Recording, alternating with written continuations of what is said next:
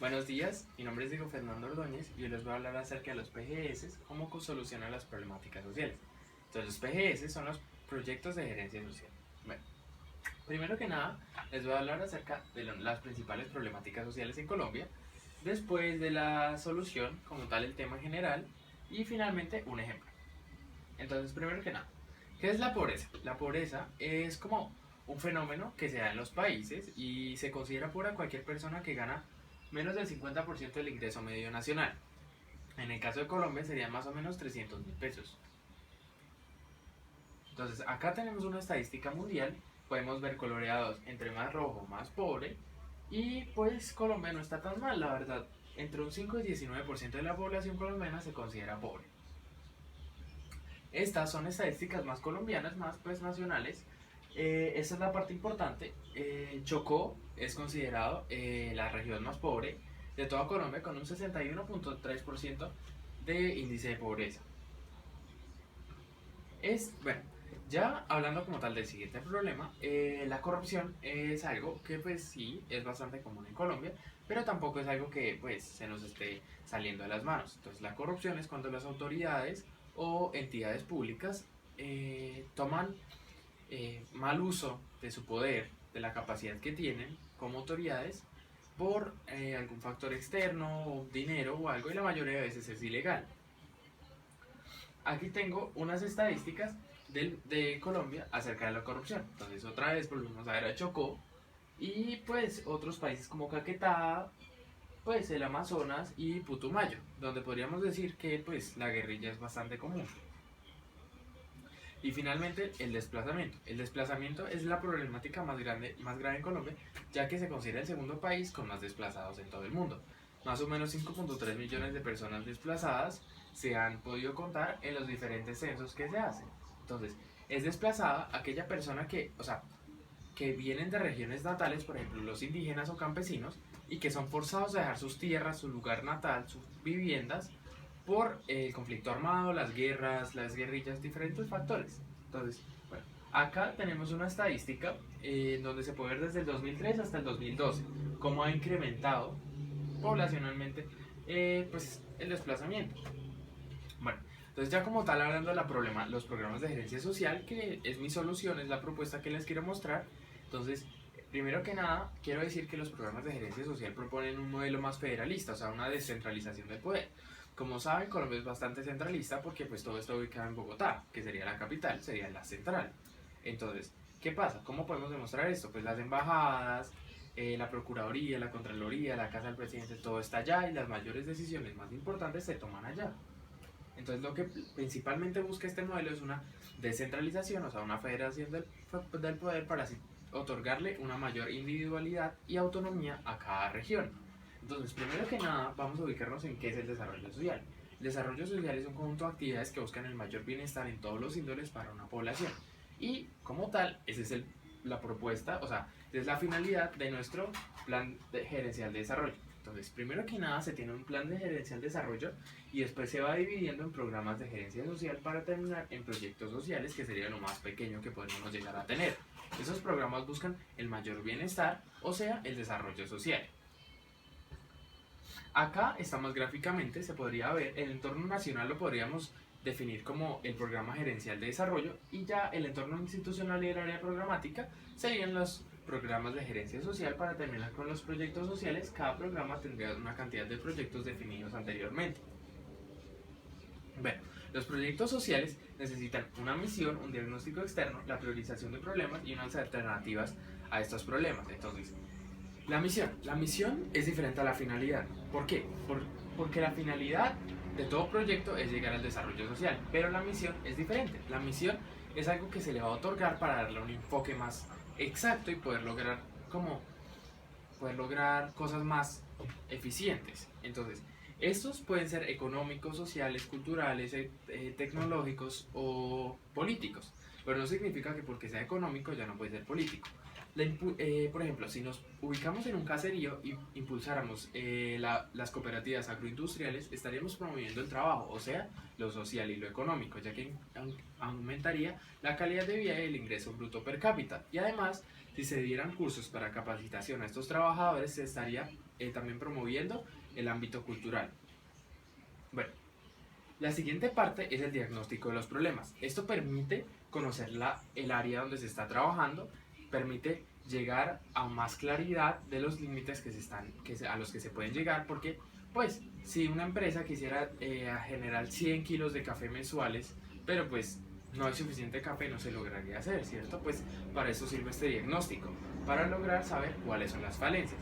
Pero este diagnóstico tiene que tener algo que buscar, y esos son los problemas. Pero los problemas no son siempre cosas malas o no, es que ya tenemos un problema y no lo podemos realizar. Al revés, son carencias, vacíos y dificultades que tiene cada proyecto social y se busca solucionarlos y prevenirlos sobre todo para así lograr una mayor eficiencia. Entonces primero se van a identificar esos problemas con la ayuda de una lluvia de ideas que se va a lograr con expertos y después se va a hacer una priorización de los problemas. Esta priorización se puede hacer de dos maneras. Esta, como podemos ver acá, es la primera y se realizaría con la ayuda de una encuesta.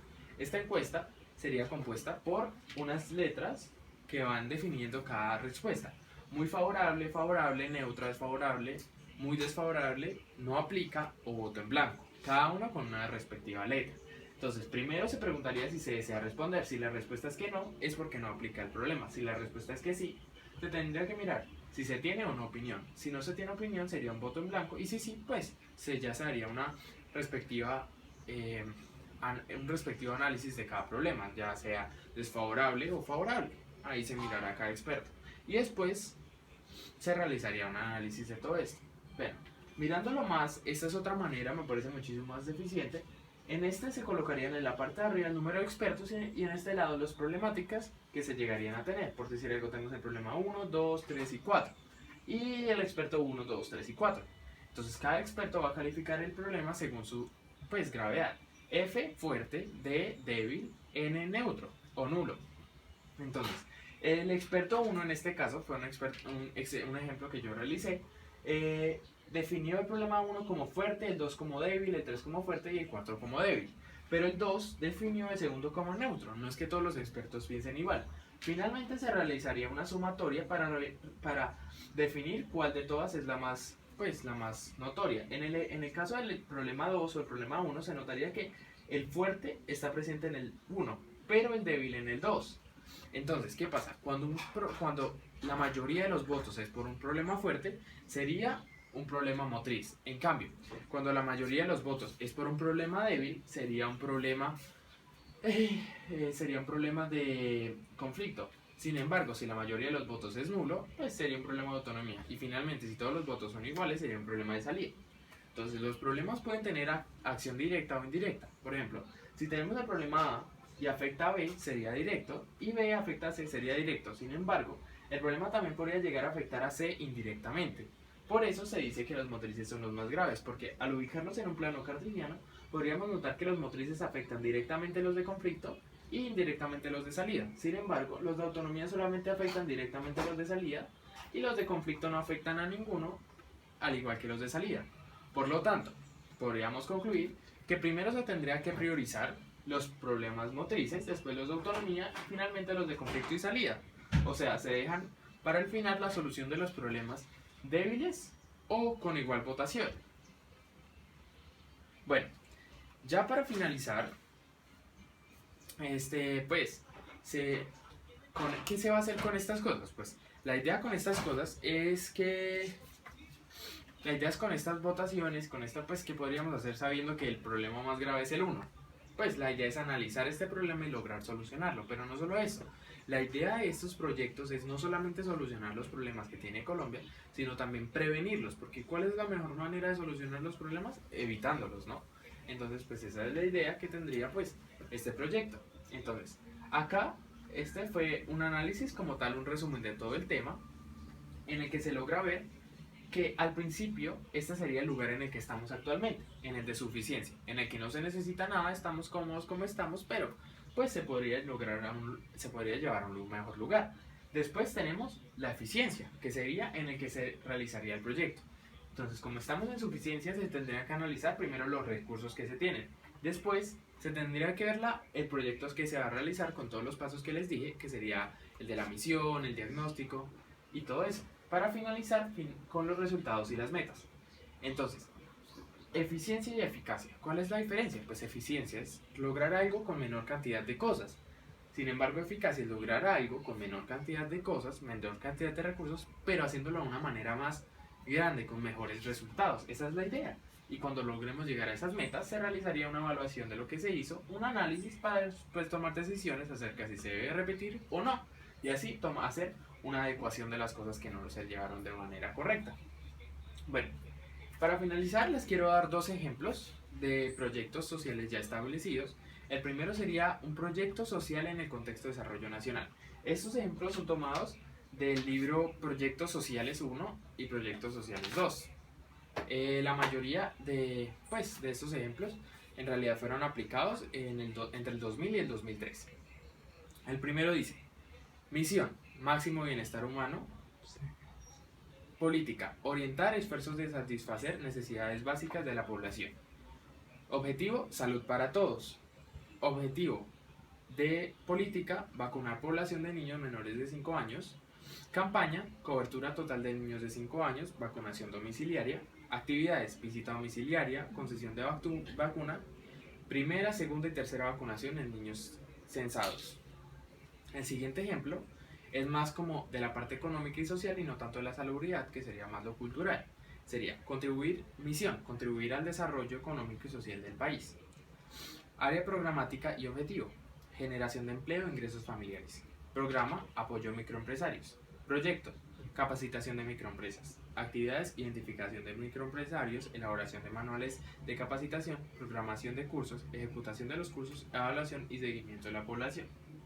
Bueno, entonces, ¿qué podemos concluir de todo esto? Creo que estos son los proyectos más eficientes que con los que lograríamos llegar a un desarrollo bastante bueno, aunque tal vez no sea en un corto plazo, sino lograríamos hacerlo en bastantes años de, enfocarnos bastante en todo esto y lograr bastantes cosas. Sin embargo, lograríamos ver cambios también a corto plazo, porque la idea es no solamente llegar a un desarrollo social al final, sino transcurrirlo durante todo este tiempo.